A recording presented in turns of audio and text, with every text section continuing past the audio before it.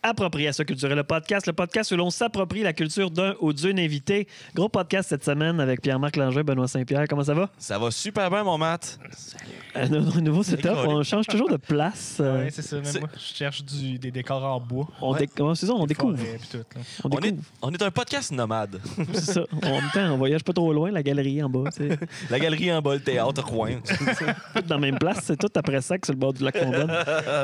C'est vrai. Tu Fonbonne? Ouais. Je vais signer. Non, le Fonbonne est plus loin. Oui, c'est ça. Okay, ouais. Mais gros podcast cette semaine, honnêtement, très fier de pouvoir dire qu'on l'a reçu. Puis, dernière minute. Je peux dire que c'est la deuxième fois que je reçois ce monsieur-là. Quand même, le karaté d'Alma. Le karaté d'Alma, Michel Barrette. Puis quelle entrevue facile à faire, hein? Ouais, c'était. Ouais, mais en tout cas, j'espère que vous allez avoir autant de fun que nous autres, mais ouais, il y a des belles anecdotes, là. Oui, c'est vraiment. Mais c'est ça qui est fou, hein, parce qu'avec ce genre de personnes qui sont habituées de raconter des affaires, là, tu leur poses une mini-question puis ils partent pendant 8 ans. Là. Mm-hmm. Ouais. C'était vraiment intéressant pour vous. Parce qu'on va moins parler, c'est ça l'affaire. Je pense qu'il y a le meilleur punch-out de l'histoire du podcast dans celui-là aussi. L'histoire du podcast, tabarnak, OK? De l'histoire du podcast, tout podcast. De notre podcast, OK, c'est ça. Tout podcast OK, tout podcast, OK. Tout, OK, ouais. C'est le meilleur punch-out que j'ai entendu. Puis pour ça, on va remercier Mathieu Larochelle, auteur des Esquires, qui nous a fait une belle passe à palette comme gestionnaire de salle, donc qui nous a booké ça comme un chef, puis qui book aussi des entrevues avec pour les Paparazzi, le duo d'animateurs de l'école Paul Faré. Ouais. Vous allez entendre Michel Barrette souvent parler des jeunes dans le podcast et il parle des paparazzi. Paparazzi, Pierre-Marc. On a vraiment de la misère. Hey, je l'ai dit, paparazzi. Colin. Essaye donc de dire CHSLD. CHSLD. OK, c'est pas super. Mais donc, j'ai plus tendance à dire CHSLD que paparazzi. Suivez-les sur Facebook, les paparazzi. D'ailleurs, ils ont fait une entrevue avec Michel aussi, donc tu pourrais aller voir ça. Ça devrait sortir incessamment si c'est pas déjà fait. Il devait faire 15 minutes, puis il a fait 1h30. C'est ça. Nous autres, nous a fait une bonne heure aussi. Fait que, nous autres, il a fallu qu'on quitte rapidement, par exemple. Ouais, on s'est fait surprendre par le public. Le show, le spectacle. C'était son spectacle ce soir-là qu'on a vu d'ailleurs. On a eu bien du fun pendant le spectacle. Donc, puis en tout cas, c'était vraiment cool. Le podcast, ceux qui étaient au show, ils allaient avoir un beau complément, ça c'est sûr. Ça va y avoir du fun. Donc, on remercie nos partenaires. T'as communication? Médiaté. C'est ça. Bravo les commanditaires. Puis, merci à vous autres. Continuez de nous suivre. Puis, on vous lance des podcasts à 3 semaines. Un commanditaire aussi pour cet épisode-là, Théâtre des Esquires. Ouais, on l'a dit et on va leur dire. Là, Ouais, Théâtre des Esquires qui nous aide beaucoup. Puis, on aime ça leur rendre l'appareil. Bonne écoute. Appropriation culturelle.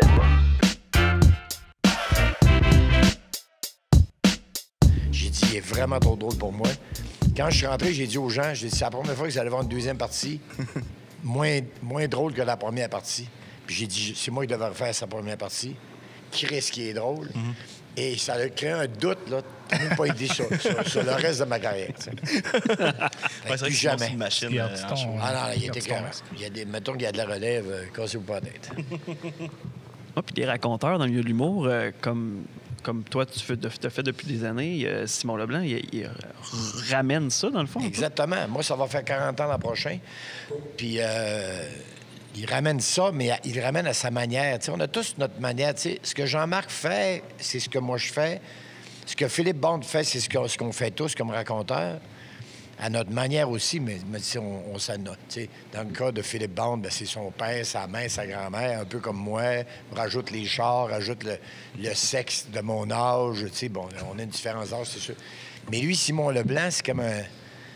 C'est comme Olivier Guimond sur l'acide, tu sais. Ça n'a pas de style bon sens.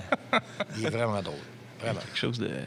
c'est très organique comme type de comptage. Je sais pas trop comment décrire ça. Là. Il a son style... vraiment. Puis il travaille fort, puis ça paraît, puis... il rate plusieurs spectacles en même temps. Il rate plusieurs spectacles en même temps. Il rate devant 3 personnes. Il loue un bar, genre, pour... puis il joue gratuit. C'est comme... un extraterrestre. Vraiment. Vraiment. Retenez ce nom.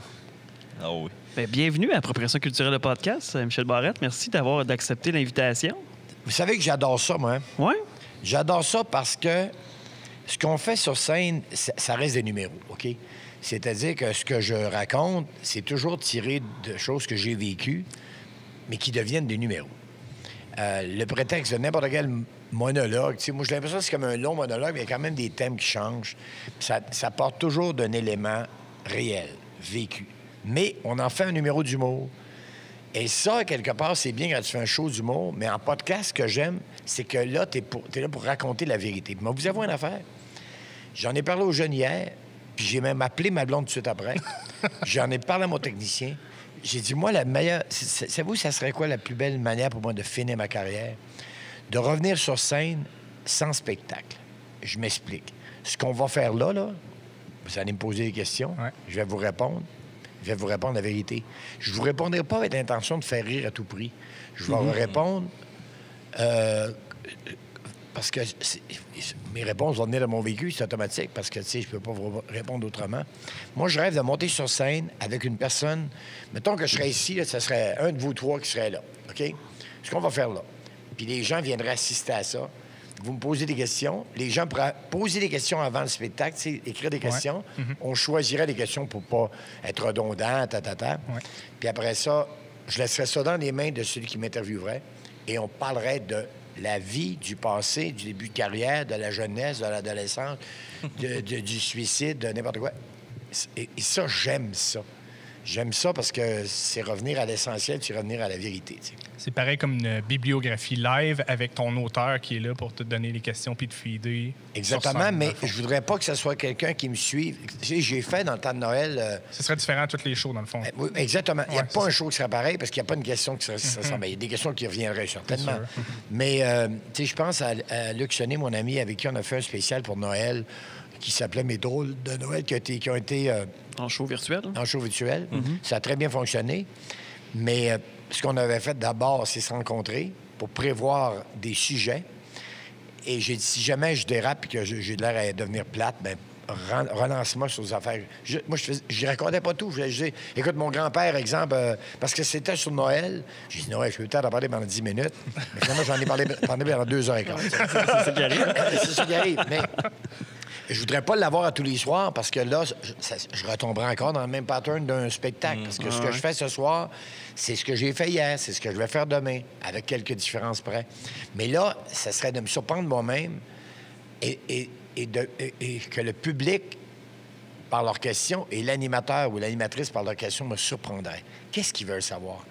Qu'est-ce qu'ils ont à apprendre là-dedans? T'sais, les jeunes, il y avait 15 ans, ils voulaient savoir comment j'ai commencé ma carrière. C'est normal parce que si tu as l'intention de faire carrière en communication ou en humour, bien, tu veux savoir, tu sais. Alors moi, j'aime ça, pouvoir raconter ça, puis de raconter des parcours qui sont pas standards. Tu sais, il m'a demandé, les jeunes, avez-vous fait l'École nationale de l'humour? Ça n'existait pas, puis deux, avec ça, je l'aurais pas fait. J'ai jamais suivi de cours de théâtre, pourtant j'ai joué dans plein de films et des séries et des affaires comme ça. Bien, il y a 1000 manières d'arriver au but. Ouais. Moi, j'ai dit, moi, j'ai boxé dans la ruelle. Tu sais, moi, je me suis battu dans la ruelle. Alors, j'ai appris... Quand tu manges 12 volets, tu comprends pourquoi il faut que tu lèves les poings pour protéger ton nez. T'sais. Alors qu'à l'école de boxe, je l'aurais appris, mettons, en quelques jours. Alors, j'ai préféré apprendre dans la ruelle, même si j'ai mangé plus de coups, parce qu'une fois que j'ai compris, j'ai compris. Oui, parce que ça a commencé, c'est un peu un hasard. Là, ta carrière, c'est l'impro, c'est après ça la scène, lundi, les auditions qui sont arrivées. Ma carrière, c'est une tentative de suicide. C'est une belle image. Ben, c'est une belle image, mais le pire, c'est que c'est même pas une image. C'est pas... OK. Non, j'ai vraiment tenté de me suicider à l'âge de 25 ans suite à une peine d'amour d'une fille que j'adorais et qui me connaissait depuis que j'avais 17 ans et qu'on en avait 15 parce qu'on sortait ensemble. Puis on était rendus 7 ans plus tard. Et j'avais changé. Le jeune fou qu'elle avait connu qui partait sur le pouce en Californie ou avec son vieux Volkswagen ou sa moto, n'importe quoi, il était rendu directeur de crédit dans une caisse. Elle avait commencé à sortir avec Cat Stevens, puis elle était poignée avec le gérant de la caisse. Et quand elle m'a laissé, alors j'ai eu une peine d'amour, j'ai tenté de me suicider, je m'en suis sorti heureusement grâce à mon père, bon, blablabla. Et j'étais face au mur, au 8e sous-sol, et il a fallu que je me retrouve. Et je me suis retrouvé en descendant la cour du Royal à Alma, en entendant un match d'impro dans un café, qui s'appelait le Café de la Rose, où je suis entré là et que j'ai vu sur la patinoire des gens qui me ressemblaient. J'ai vu des gens qui ressemblaient à ce que j'étais avant. Et heureusement, j'ai demandé à Marcel Pomerleau, qui était le capitaine de l'équipe, si je pouvais porter un chandail. J'en ai porté un, je suis monté sur scène et la carrière commence là. C'est pour ça que j'ai souvent dit que ma carrière allait faire 40 ans en 2023, Mais c'est pas vrai parce que j'ai fait de l'impro. Je suis monté sur scène d'abord en 2022. D'abord 2022, en 1982. Et c'est vraiment là que ça commence. Parce que j'ai laissé mon travail, j'ai laissé la caisse, j'ai tout laissé pour faire de l'impro qui m'amènera au théâtre et le théâtre qui m'amènera à l'humour et qui m'amènera à m'être assis ici puis répondre aux questions. C'est impressionnant. C'est vrai que l'impro, c'est souvent pour moi aussi, ça a été ça un peu au secondaire, l'espèce de bouée de dire enfin, je me trouve comme. Tu sais, au secondaire, t'es comme mêlé dans tout. Dans tout, mais là, tu découvres, OK, je suis capable de faire rire, puis il y a du monde qui m'aime bien parce que je suis drôle. Merci. Je suis capable de faire rire, les gens m'aiment bien parce que je suis drôle.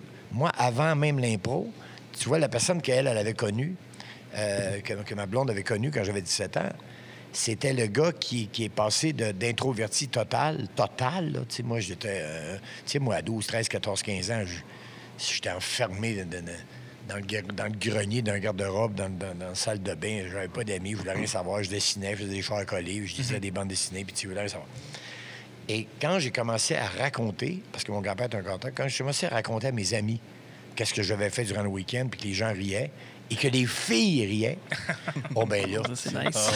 Alors là, ça change tout chez un adolescent, et c'est resté. Et c'est ce qui fait... J'ai souvent... récemment, ma femme m'a demandé de résumer ma relation avec celle que j'ai aimée quand j'étais jeune. Et j'ai dit... Elle m'a aimé parce que je la faisais rire. Elle m'a laissé parce que je la rendais triste. Oh. Ça explique exactement notre relation. Je pense que cette fille-là, elle m'a trouvé drôle. Elle a trouvé que j'étais un personnage qu'elle trouvait sûrement spécial, assez pour tomber en amour avec moi. Puis quand je suis devenu quelqu'un d'autre, le gars de la caisse, je la trouvais triste. Je la rendais triste, puis elle est partie. Alors, si ça peut résumer en une phrase, c'est ça. Et c'est pour ça que maintenant, je m'organise pour pas rendre personne triste, que ce soit ma blonde, mes enfants ou le public. C'est-à-dire, monte sur scène, fais-nous rire. Fais-nous passer un bon moment. Puis dans le temps d'une pandémie, ramener un show, parce que ce show-là a été créé carrément on fly. Sur le fly, parce qu'il est né... tu sais, le show commençait... Quand on commence à écrire un show, on a différentes manières de le faire. Il y a des gens qui écrivent, qui vérifient les textes, puis qu'après ça, ils rodent à partir de ces textes-là, puis ils changent. Bon, Louis-José, mettons. Louis-José, c'est l'autre extrême. Louis-José, s'il met la main sur la chaise, parce qu'il a répété 100 fois qu'à ce moment-là, il allait mettre la main sur la chaise. Moi, je viens de l'impro. Lui, ici, je suis sûr qu'il en a fait, mais je suis pas capable de travailler comme ça. Je suis pas capable. Moi, si vous me dites ce soir, monte sur scène, mais tu es obligé de dire n'importe quoi d'autre que ce que tu as dit hier, pourtant c'est le même show, go! Je vais y aller tout de suite, je vais dire n'importe quoi d'autre. Parce que c'est ça que j'aime.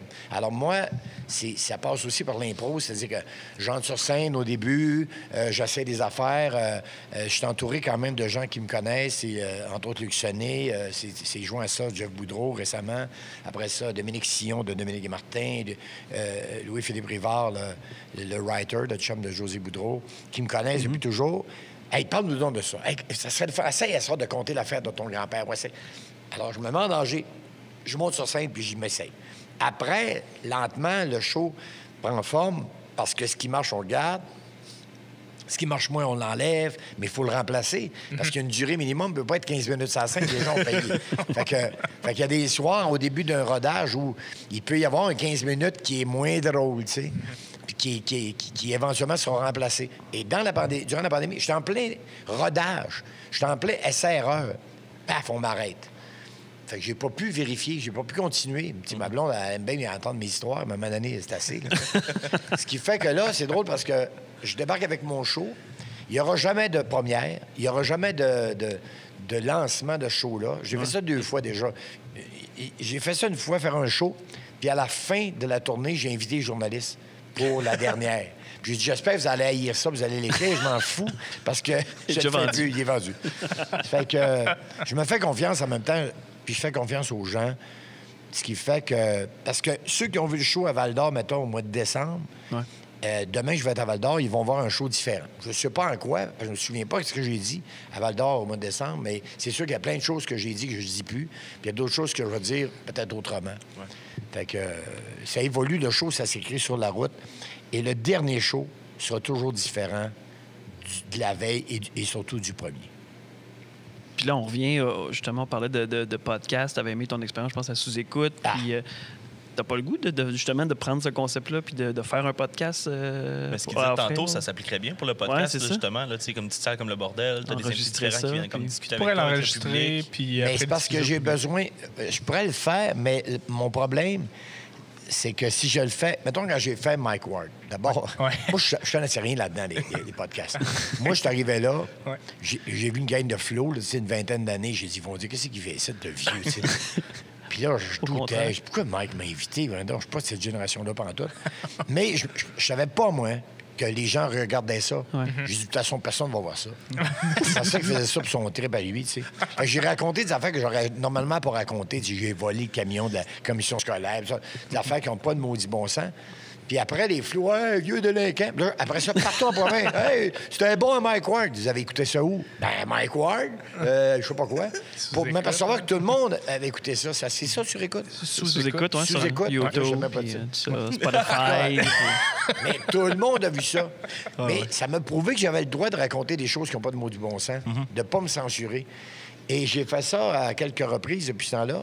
Mais je préférais le faire en tournée que de le faire une seule fois. C'est-à-dire, mettons, au lieu de dire, je vais faire un podcast que je vais diffuser, puis je vais rester chez nous, moi, j'aime mieux rêver de le faire partout, d'aller voir les gens. Je pense que ce serait possible d'avoir un truc. Nous, on est mobile. On se déplace, on vient ici, on a un studio chez moi. Bien, studio, c'est un grand mot, mais on va avoir un studio. Mais je pense que ce serait possible de dire chaque spectacle est unique, puis tu es capable de le donner à tout le monde. Fait que ça fait un peu ta bibliographie tout au long de ta publicité. Mais comment ça fonctionnerait? C'est-à-dire que soir après soir...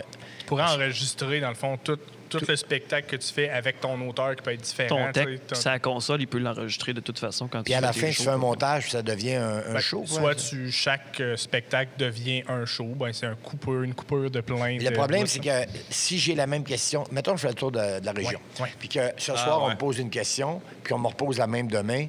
Bien là, on a un problème, tu sais. Peut-être qu'en 2 heures de show, tu peux avoir une demi-heure de podcast par endroit. Fait que comme ça, tu peux faire ton tri. Là. Tu peux avoir un monteur qui va faire ça, puis dans le fond, garder les questions. Tu sais, je pense que c'est un peu comme c'est de dire, c'est qu'on va l'organiser pour toi.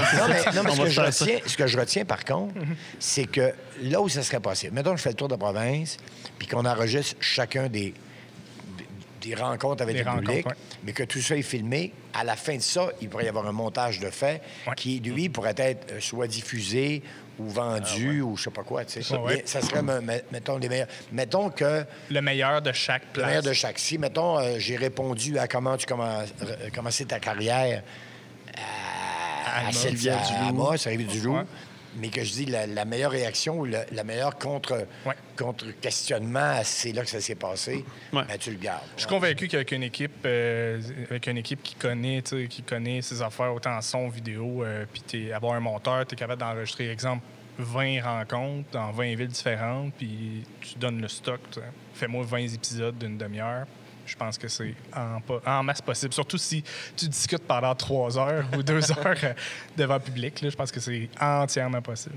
Parce que le rêve, c'est ça. C'est que si je suis 2 heures, mettons, 2 heures, c'est un peu long. J'ai déjà fait des shows de 2 heures, puis je voyais les gens commencer à regarder l'heure parce que je vais vous raconter juste Jean-Marc, mon ami Jean-Marc Parent. À un moment donné, j'étais à Trois-Rivières. Je vois sur la marquise du théâtre Jean-Marc Parent. J'entre dans le théâtre l'après-midi, il est là avec sa gang. Michel, tu viendras pas voir mon show. Tu dis tout le temps tu vas venir le voir, puis tu viens jamais le voir. Je prends toutes mes cartes de crédit. Je dis, tiens, Jean-Marc, tu me donneras ça après le show. Puis je suis obligé de venir le voir. Quand t'as mon permis de conduire, t'as ma carte de crédit, ma carte de guichet, t'as ma carte d'assurance maladie. Je suis obligé de voir le show. Je suis venu voir le show. Et là, le show commence à 8 h. C'est bon, c'est drôle, c'est Jean-Marc. Alors, à 10 h, applaudissements, bravo, merci. Je me lève, je prends ma veste. La madame a dit, vous partez? Ben oui, madame. Elle dit, vous restez pas de la deuxième partie? Comment, la deuxième partie? Il est 10 h, madame. Ben non, mais c'est rien que la première partie.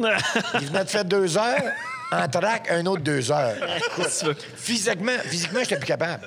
Je riais encore, mais j'avais mal. J'ai dit, là, c'est assez, là. Puis, tu sais, il me disait, Jean-Marc, j'ai pas dit, mais tu gaspilles un show. Parce que ça en est 2, ça. 2 heures, 2 heures. Regarde-en un, tu le feras la prochaine fois. Mais, tu sais, ça, c'est Jean-Marc. Mais. L'heure JMP qui finissait jamais à l'heure. Exactement. Alors, moi, je pense que je ferais. 1h30 là, de rencontre avec les gens.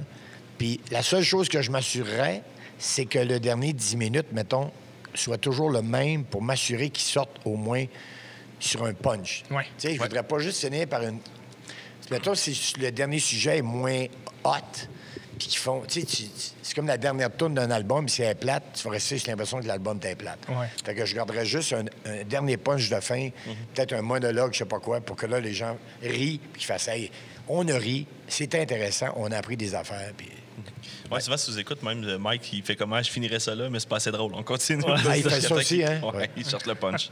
Je trouve ça drôle parce que je lisais un peu dans la revue de presse de ton spectacle quand tu l'as sorti, que c'était un peu ton dernier avant la retraite. Mais ce que je sens de Michel Barrette, c'est qu'il n'a pas le goût de prendre sa retraite, il a le goût de... Ouais, c'est... La retraite, c'est-à-dire que je réécrirai pas d'autres spectacles.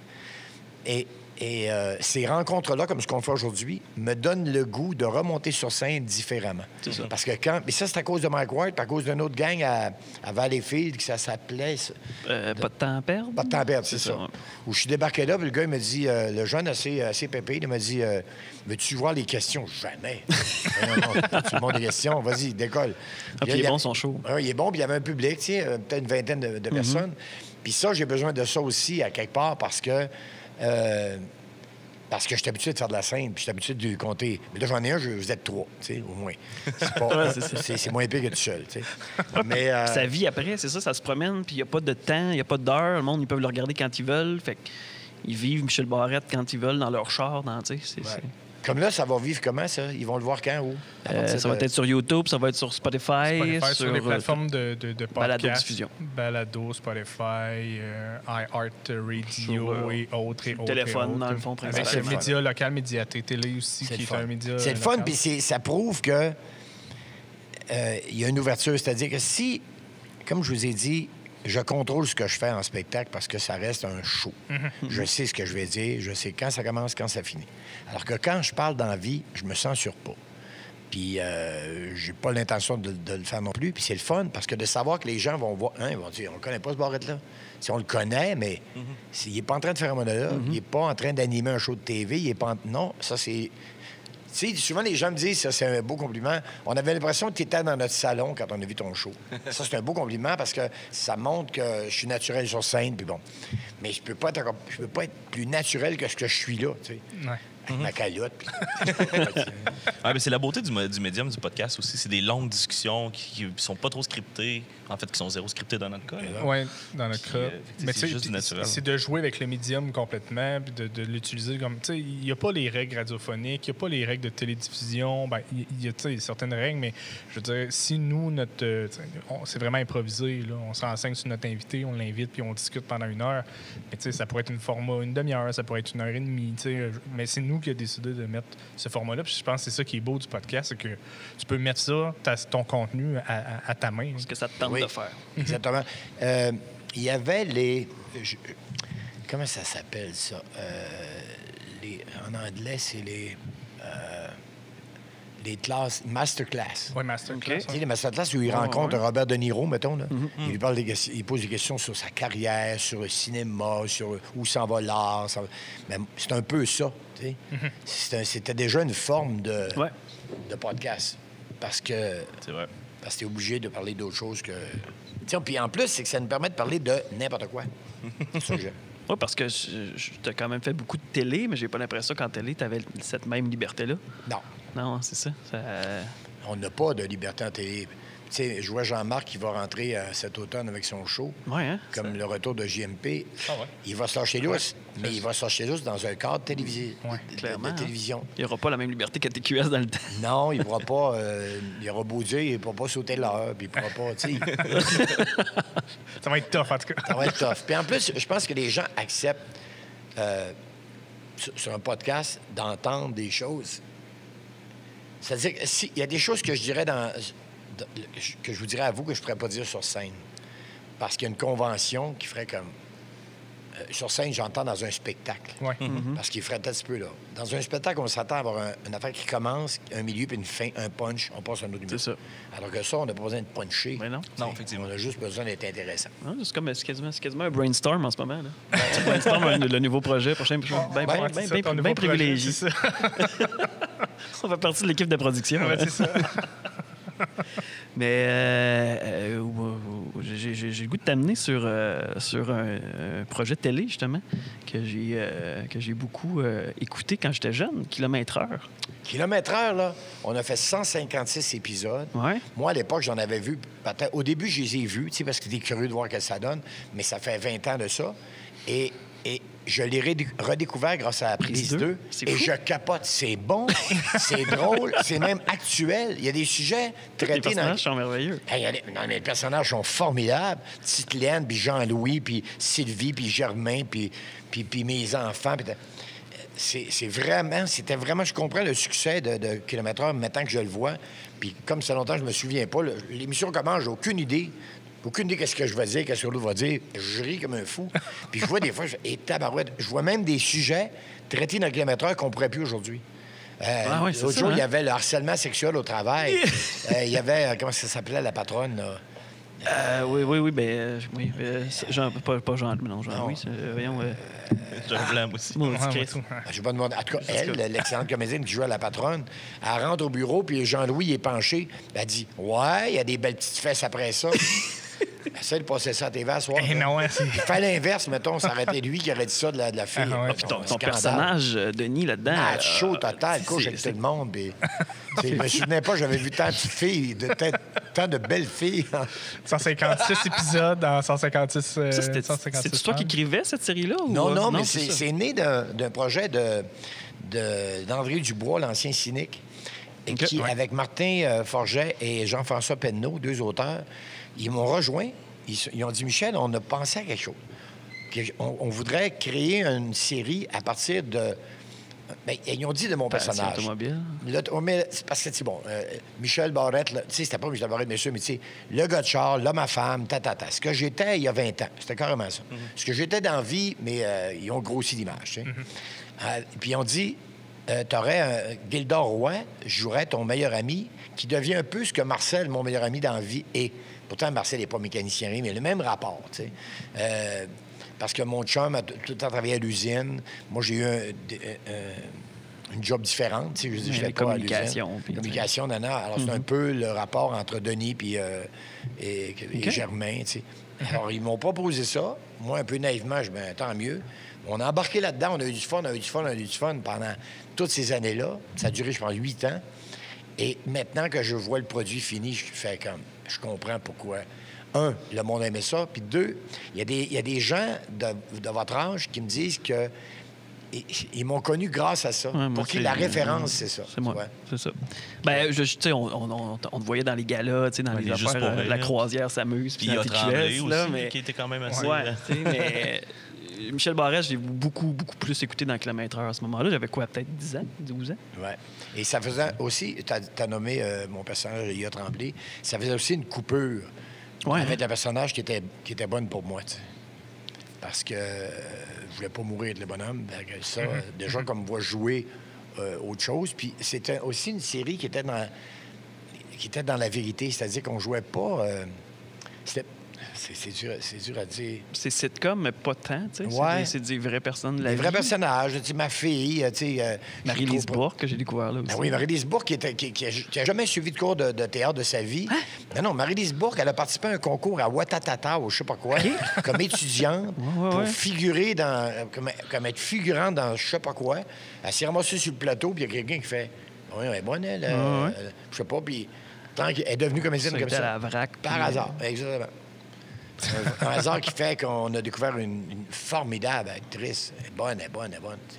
Combien de fois dans ta vie tu peux te faire dire une petite frette, mon Denis? Ah oui, demande à Gildor. Quand on se voit Gildor, puis ça, tu vas y dire. Ah ouais, encore? Encore. Une petite frette, mon Denis. Si j'avais pris une bière à toutes les fois qu'on m'en a proposé une, là, mon foie aurait explosé. Je sais pas à quel point cette phrase-là est tellement intégrée. J'ai l'impression que le monde la dise, puis pense même plus avec le maîtreur. Non. C'est tellement comme... C'est ça, c'est rendu dans la Dans le culture folklore. québécoise. Ben, quand on dit parler des vraies affaires, on vous donne un exemple de monde qui allume pas. Qui allume pas, OK? Non, mais vous allez dire, ben oui, Et il me semble. Quand on tournait Kilomètre-heure et que tout le monde, d'abord, à chaque épisode, une traite d'année, on s'est dit, Gildor puis moi, à un moment donné, Morrison ou Labatt vont nous appeler pour dire, hey, t'as si peu. Pour dire, mettons... Alors, ce qu'on a fait en studio, on a tourné 2 commerciaux. On avait le décor, on avait tout. On a tourné 2 commerciaux. Un pour Morrison, un pour Labatt. Je rentrais, mettons, Gildor me disait, une petite frette d'année. Je dis, ah oui. Hey, Germain, c'est quoi juste une petite frette? Alors, il ouvrait le réfrigérateur, il sortait, mettons, une Morrison Dry. Ouais. Ah, c'est ça, une petite frette. On va dire, pour que, à l'avenir, si Morrison avait allumé, gagne des paix. Non, mais t'associes. Alors, on a fait la même chose pour la batte, pour la Budweiser, mettons, en me disant, imaginons que ces gens-là, ils auraient dit, OK, qu'est-ce que c'est qu'une petite frette? C'est une Bud. Fait que tu rentres au bar, hey, demandons 2 petites frettes, automatiquement, qu'est-ce qui va arriver? C'est 2 Bud ou 2 Morrison Dry. On a envoyé ça aux 2 compagnies. Ah ouais? Zéro. Open bar. Zéro. Pourquoi? Parce qu'on n'est pas passé par une maison de publicité qui, tu sais, on sait comment ça marche. Il faut que ça vienne d'eux. Puis si jamais les compagnies ont demandé à leur maison de publicité, qu'en pensez-vous? C'est ceux qui ont dû dire, ah non, vous savez, le personnage de Tanyana. Non, pourquoi ça venait pas d'eux autres? Puis je me défoule en disant ça parce que c'est comme absurde. Ouais. Alors que si quelqu'un en publicité avait eu cette idée-là et nous avait rejoint, ben aujourd'hui, tout le monde saurait qu'une petite frette, c'est tel produit. Mais comme ça ne venait pas d'eux autres, puis on dit, bien, ça va coûter trop cher parce que ces 2 acteurs connus, ils vont nous charger une fortune. Donc, nous les publicistes, on fait moins d'argent. Ben, on lance l'invitation à toutes les micro-brasseries. Ben, c'est ça, les j'allais grosses dire. brasseries, ils ont manqué leur bateau. Ben, ils ont mais- manqué leur bateau, ils sont dans le champ. Je suis sûr que à la limite, t'as Boréal, il embarquerait all-in, mettons, dans quelque chose du genre. Une microbrasserie au lac Saint-Jean, il y en a tellement, tu sais. Ben, imagine Gildor puis moi, même affaire que ça. On ramène des persos. On ramène des personnages, puis là, maintenant, la petite frette, c'est ça. Alors, l'appel est lancé. Ça va coûter cher. À cette heure, ça va coûter cher. À cette heure, oui. Dans le temps, ça coûtait pas Ça cher. vient qu'à le dire avant. C'est ça. Bière de micro, c'est-tu quelque chose qui est dans dans ta palette? La bière de microbrasserie?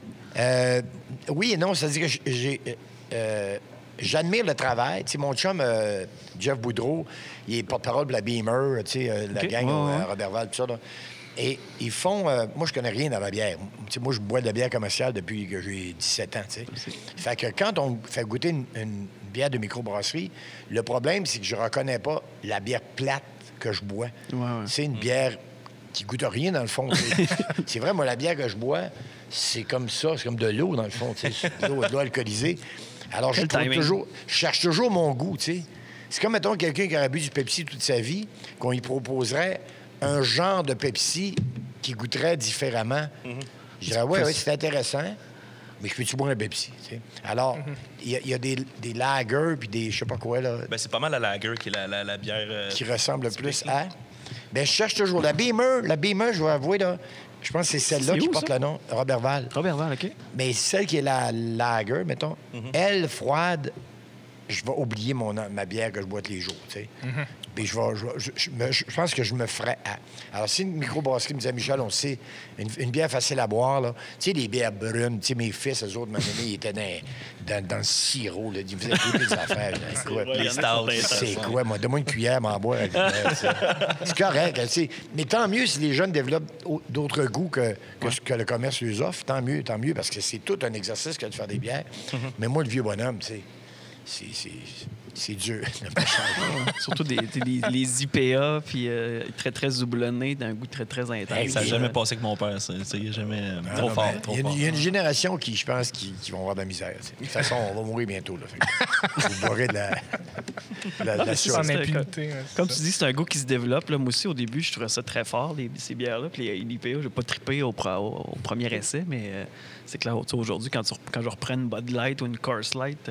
Coors Light, c'est pire. Coors Ben, Light, je là, pense ça qu'on peut goûte, pas se mentir que la première bière, c'est jamais la meilleure. La première cigarette, c'est jamais la meilleure. Tu sais, je veux dire, toutes les affaires de, on va dire, consommation, je pense pas que la première fois, c'est la fois qui fait dire je vais prendre ça toute ma vie. Première Tu fois sais. que tu fais l'amour. Ouais, mais la même Non, affaire. ouais. Si tu te fies là-dessus, fais le reste de ta vie sexuelle, d'un mot. Parce que moi, j'arrête tout ça, là. Moi aussi. Mais en même temps, on change. Je me souviens, dans le temps, quand j'étais ado, je passais de Laurentide. Des fois, il y avait des modes. C'est-à-dire, quand Plume chantait la Black Label à Jonquière, dans Jonquière, ben là, on a vendu, pas moi, mais ils en ont vendu de la Black Label parce que c'était presque obligatoire. Je me souviens, il y a une période, si tu buvais autre chose que de la Black, là, tes chums me disaient « Qu'est-ce que tu fais là? T'as pas pris une Black? » Là, tu te mettais à Black, puis finalement, tu finissais par l'aimer. Mais la première Black, j'ai bu. C'est quoi ça? Après ça, je l'ai bu.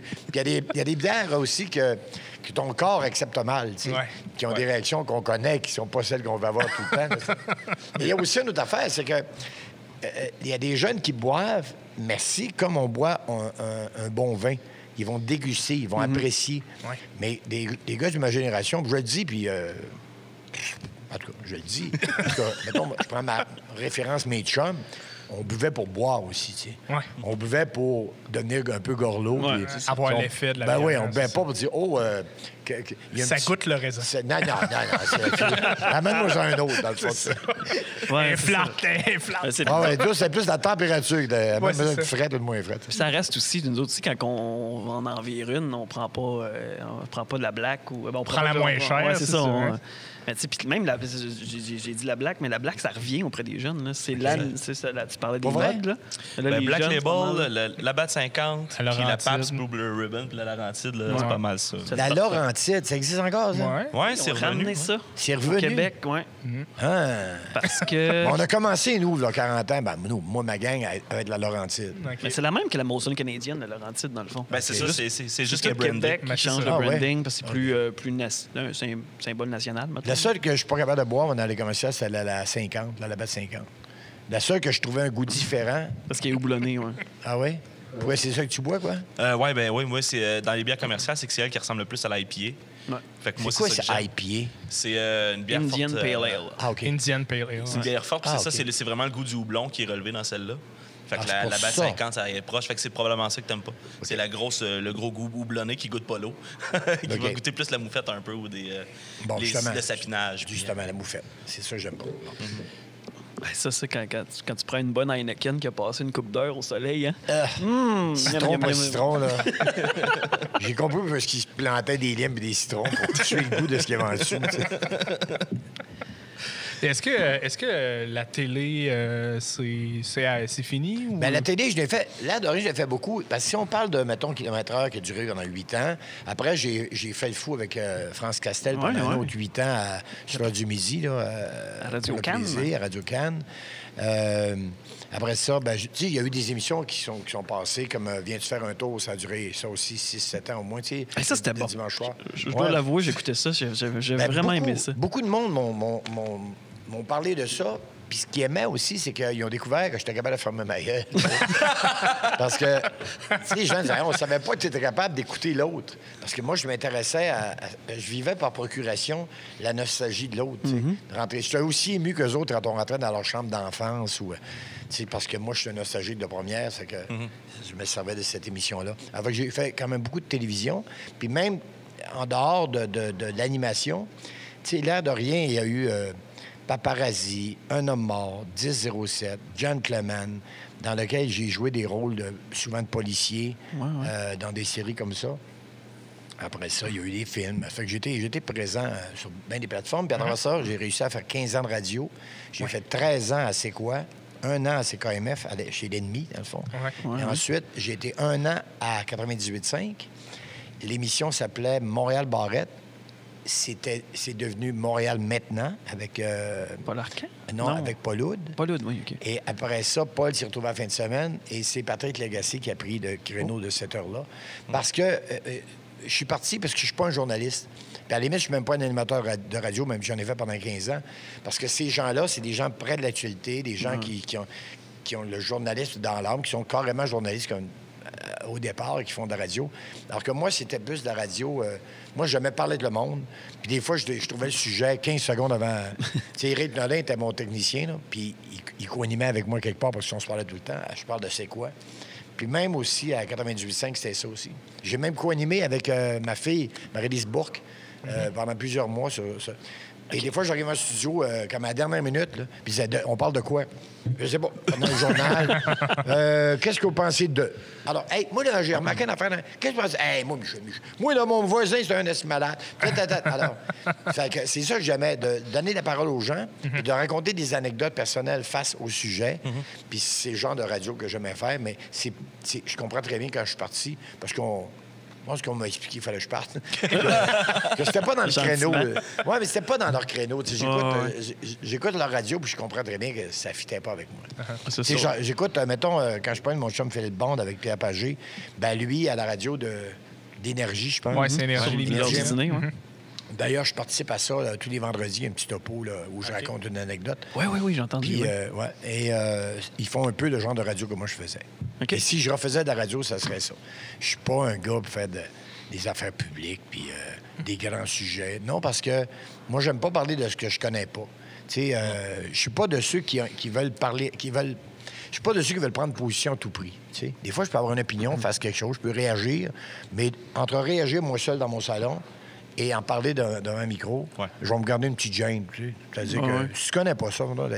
c'est le contraire d'un influenceur. Dans le... Ben, exactement. Ou de ceux qui font... Il y en a très peu, parce qu'on habituellement, on les envoie, mais qui veulent avoir une opinion à tout prix, là.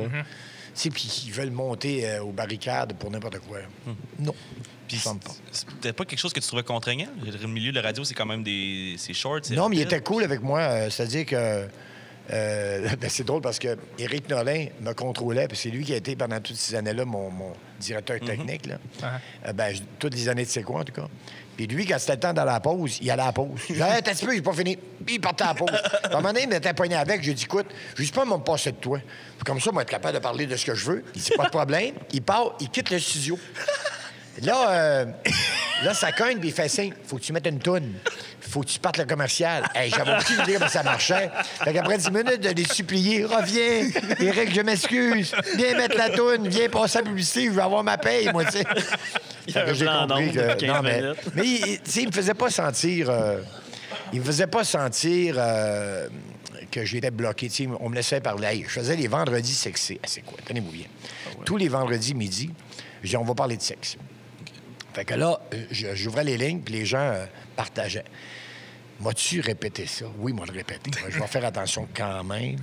Un midi, je dis, écoutez, parce que mettons, le sujet, c'était, je sais pas, la masturbation. OK? Fait que là, les gens disaient, ben moi, quand j'étais jeune, on parlait de ça, tu sais, en adulte. Même si c'était un sujet olé, on en parlait quand même en adulte.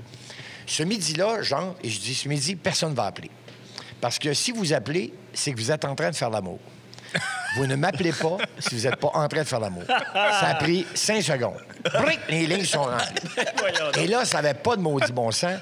Je suis 140 au volant de mon truck. Ma blonde est à côté de moi dans le camion. Puis là, elle décide de me faire un petit cadeau. Puis là, à un moment donné, il passait le téléphone à sa blonde. Puis là, elle ne pouvait pas tout de suite. Elle me parlait après. Et là, le monde a baisé jusqu'à ce que le directeur des programmes rentre dessus. J'ai barré à la porte. J'ai dit, hey, ma sœur, à un moment donné, après l'émission, elle m'appelle, elle dit, t'es un fou, quoi. Elle dit, écoute, elle dit, ton émission, ça avait tellement pas de bon sens, puis on savait que c'était vrai. C'est genre 2 filles qui travaillaient ensemble dans un bureau et qui sont restées sur l'heure du midi pour manger leur lunch, alors que tout le reste du bureau est allé au restaurant. Puis elle dit, écoute, elle dit, tu nous as tellement allumés que ça faisait longtemps qu'on se regardait, moi puis elle. Puis là, elle a dit, on est là, puis on se l'est dit. Bien, au moment où on se parle, ils sont mieux de pas venir au bureau parce qu'on est tout nus dans le... On a décidé ce midi-là de baiser dans le bureau, sur la table, de je sais pas quoi. Alors, c'était juste de ça. As-tu idée que tout le monde s'est mis à écouter ça, tout le monde s'en est mis à en parler. Alors, ma soeur m'appelle après le show, me dit, Michel, je rentre dans un dépanneur, tu sais, je fais le plein, puis je rentre en dedans pour payer, puis... Le gars, il dit à ma soeur, sans savoir que c'est ma soeur, « Et t'as-tu entendu le fou à barrette? » C'est quoi? Elle dit, « Écoute ça. » Il monte la radio dans le dépanneur. Puis là, en m'entend parler de sexe. Elle dit, « Ça n'a pas de bon sens ce qu'ils font là. » Et elle sort dehors. Puis quand elle est sortie, il y avait un gars qui avait stationné son semi-remorque. Et je pense que mon émission l'excitait beaucoup. Oh, parce qu'il a pris une petite pause Whoop Alive. Je dis, c'est pas vrai. Elle dit oui. Elle dit, tu vois. Il faudrait voir les stats de naissance parce qu'il y a peut-être un bébé boom qui est parti de ça. Ben, oui, peut-être. Mais à un moment donné, ce midi-là, je pense qu'on a dépassé les bornes. Ce qui fait que les patrons ont fini, ils ont quasiment voulu défoncer la porte. Et je me suis retrouvé au bureau des patrons pour me dire, hey, un petit peu, là. Le CRTC est embarqué là-dedans. Ah ouais? C'est quoi, failli perdre sa licence? Ah ouais? Heureusement, au moment où le CRTC a bougé puis qu'ils ont voulu avoir les bandes, il y avait une durée. Tu étais obligé de garder, mettons, des bandes enregistrées pendant, je dis n'importe quoi, 30 jours. Et au moment où tout ça s'est brassé, les bandes avaient été effacées, genre la veille. Fait que comme il ne pouvait pas réécouter, il ne pouvait pas juger d'eux. Sinon, il y aurait eu un grave problème à cause de moi. Mon Dieu. Ça clenche le flash tes lumières à Jean-Marc, ça? Ouais, mais c'était différent pour moi. Mais c'est ça. Avec le podcast, il n'y aurait pas ça. Il n'y aurait pas ces c'est ça. normes-là. Tu pourrais faire... Tu n'aurais pas de limite comme ça. Ah non, ça ne fait pas de bon sens. Écoute, Normand Bratois avait fait venir une danseuse, pas une danseuse, mais une actrice porno, un studio. Elle est arrivée flambant. Il s'est passé des choses en radio, là, qu'aujourd'hui, on ne pourrait pas faire ça. Non. Vraiment. Ouais, puis même On vous en garde une histoire de radio. On parle de ça il y a plus de 20 ans, là, tu sais. Et il y avait eu un événement où quelqu'un était rentré dans la station de radio, à c'est quoi, pour venir essayer de planter l'animateur en ondes parce qu'il n'était pas d'accord, je ne sais pas quoi. Ça avait toute une histoire. Puis à partir de ce moment-là, il y avait la sécurité. Bon. Puis le bureau, pas le bureau, mais la porte du studio était fermée tout le temps. Puis il y avait juste l'animateur qui fait d'ouvrir. Un jour, il y a quelqu'un qui travaillait aux ventes, ou je ne sais pas quoi, c'est quoi, qui me dit, écoute, il y a un gars, tout le monde est nerveux. Il y a un gars dans le corridor, il a de l'air louche, puis j'aime pas ça. Je dis, OK, je vais y aller. Je vais voir le gars. Tu sais, puis, tu sais, je veux pas tomber dans le profilage, mais tu sais, le gars, il avait les cheveux longs, il avait l'air d'un gars de la rue, tu sais, un peu la barbe. J'ai dit, écoute, je peux-tu t'aider? Non, j'attends le patron. Ben, j'ai dit, écoute, tu vas être obligé de l'attendre dehors, parce que là, j'ai dit, je pense pas que le patron attende personne, sinon on t'aurait déjà reçu. Non, j'attends le patron. Non. Puis moi, là, il est un peu bourru, puis il s'en va comme ça, tu sais. Puis je me dis, tiens, OK, je vais le sortir parce que je veux pas que ça dégénère. Je vois déjà le banc de neige en face de la station. Je dis, s'il se débat, moi, il va se retrouver dans le banc de neige. Là, je le prends par le bras, puis je commence à avancer avec lui. Puis il résiste un peu. Puis non, on va voir là-bas. Puis juste avant que je décide d'ouvrir la porte et de le soigner dehors, j'ai dit, tu viens voir qui au juste? Et là, il me nomme le nom du patron, le vrai patron. Là, j'ai eu un doute. J'ai dit, écoute, regarde ce qu'on va faire. Reste là, je vais aller voir le patron. Si effectivement il t'attend, bien, ça me fait plaisir de t'amener au patron. J'ai dit, c'est quoi ton nom? Et, bon, tu as dit, il m'a oublié le nom. J'ai un grave problème dans la vie, j'ai pas de mémoire des noms. Album de reprise. Sylvain Cossette? Sylvain Cossette. C'était Sylvain Cossette. Je voulais lancer Sylvain Cossette dans le banc de neige.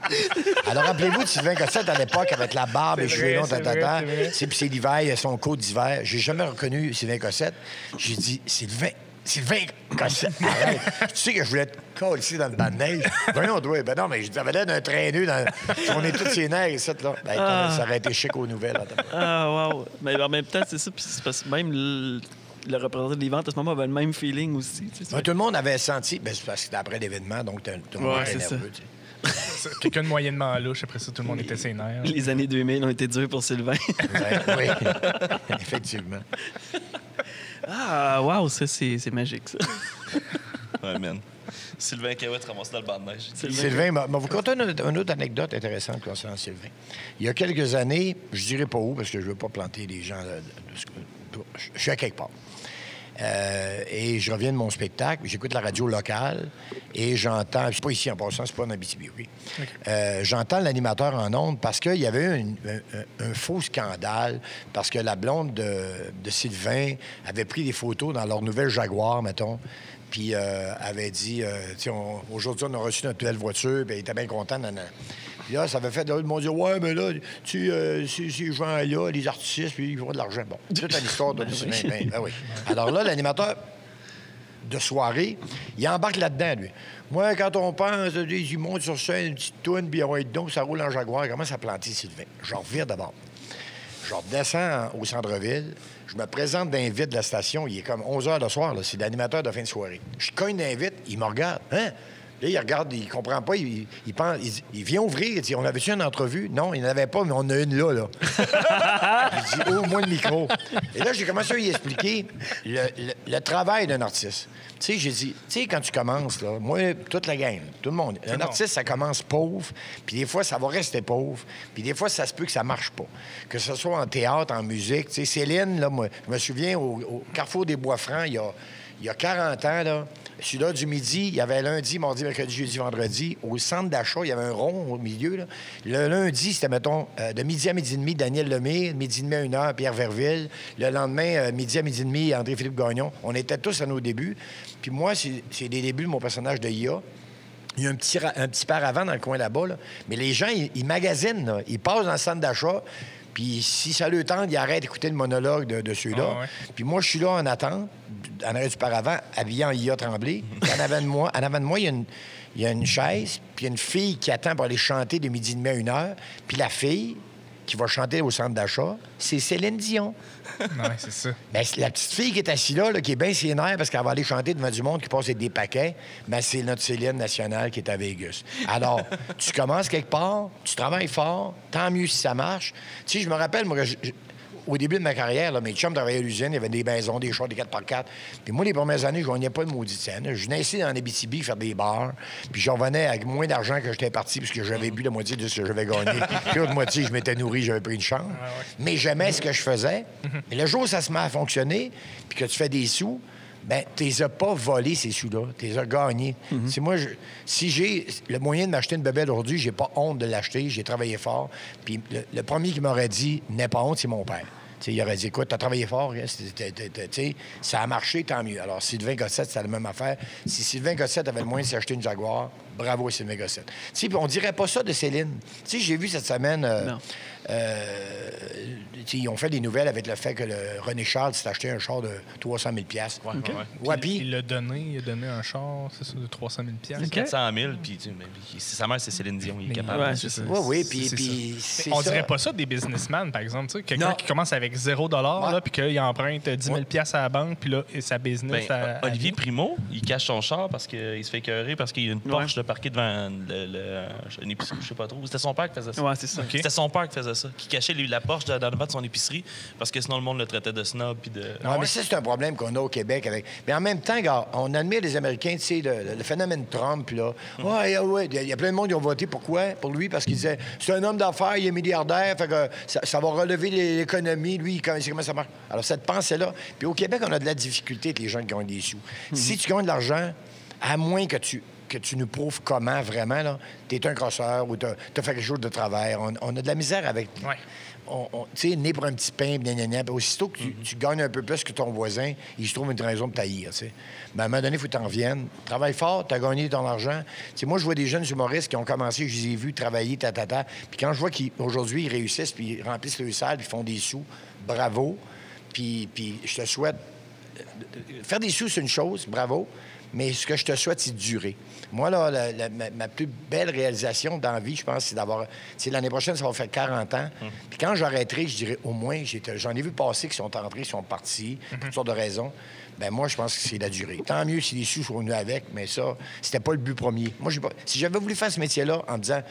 Surtout quand j'ai commencé il y a 40 ans, là. Aujourd'hui, on peut y croire parce qu'on a vu des jeunes humoristes faire des sous. Mais il y a 40 ans, là, par exemple, Daniel Lemire, par exemple, André-Philippe Gagnon.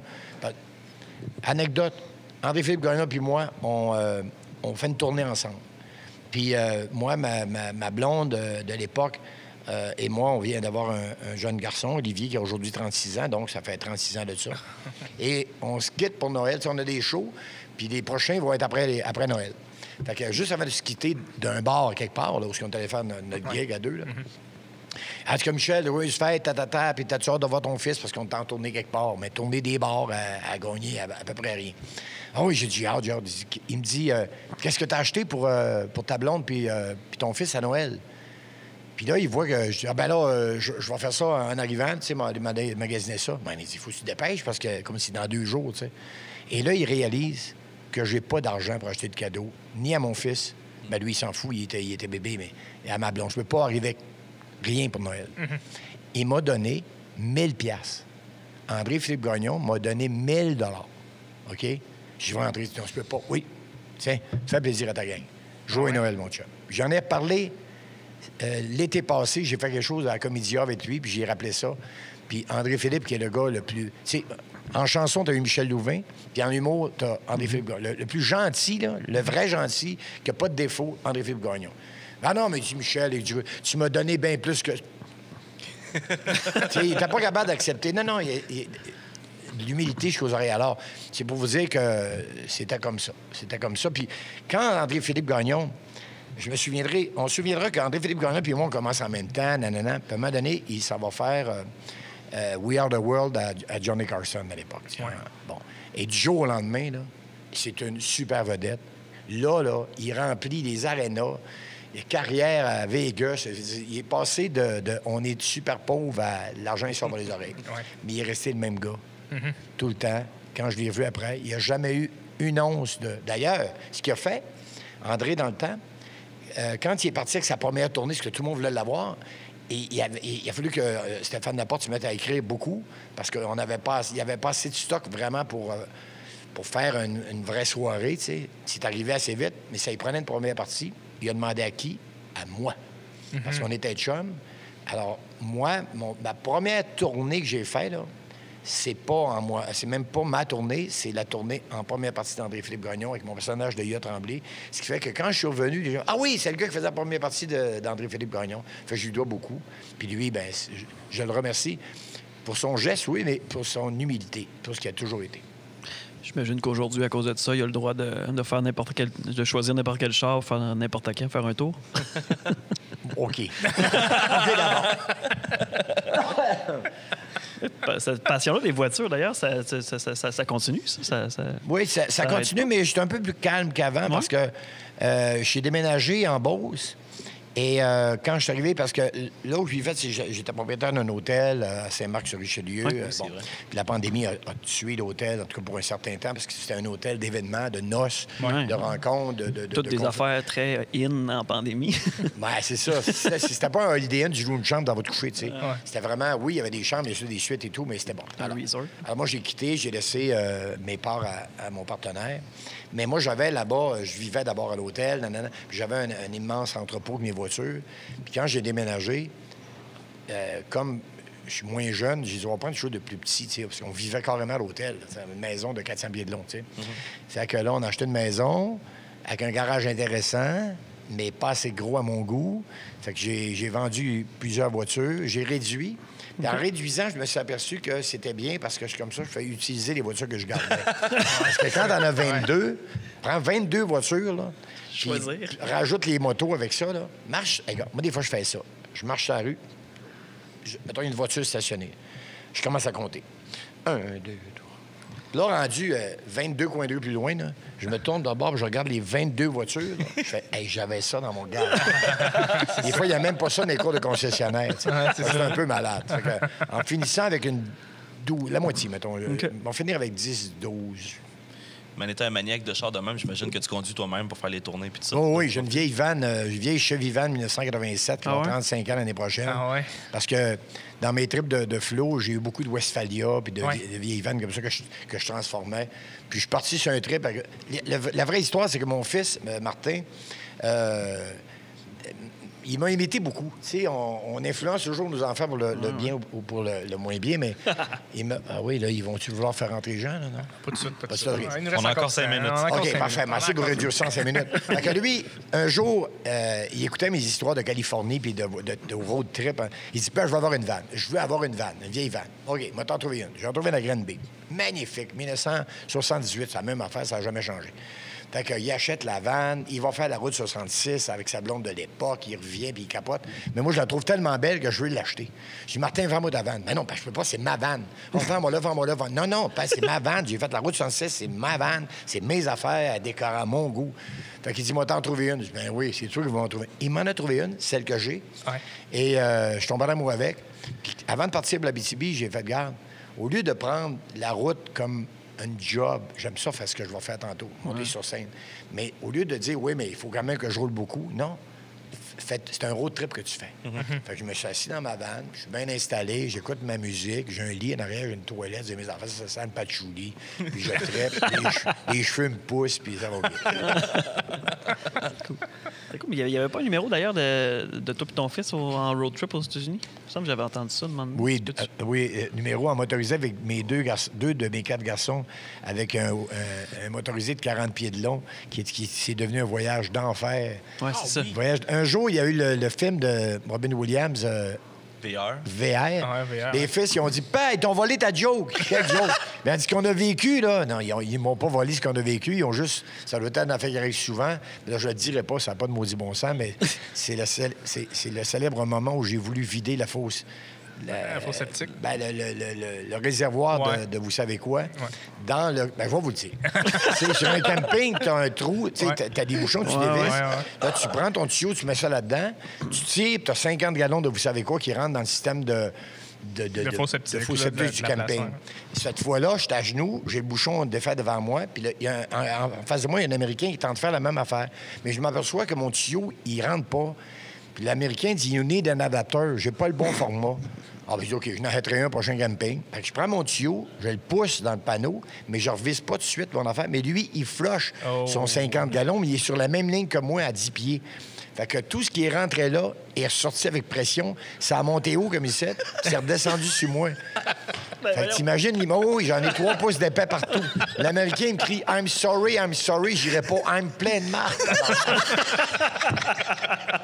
Alors, et quand on est revenu du voyage, on revient du voyage, Gildor faisait une émission à TV qui s'appelait L'île de Gildor, un peu de sucré salé. Il dit « Michel, j'ai entendu que tu revenais de Californie, viens m'en parler ». Puis OK, j'arrive à la TV en direct, je suis du midi. Et là, il y a mon fils qui est là, Nicolas, qui a 10 ans. Et Gildor se tourne vers mon fils et dit, toi, ton événement le plus marquant du voyage, il ne savait rien, Gildor. Il sait quoi?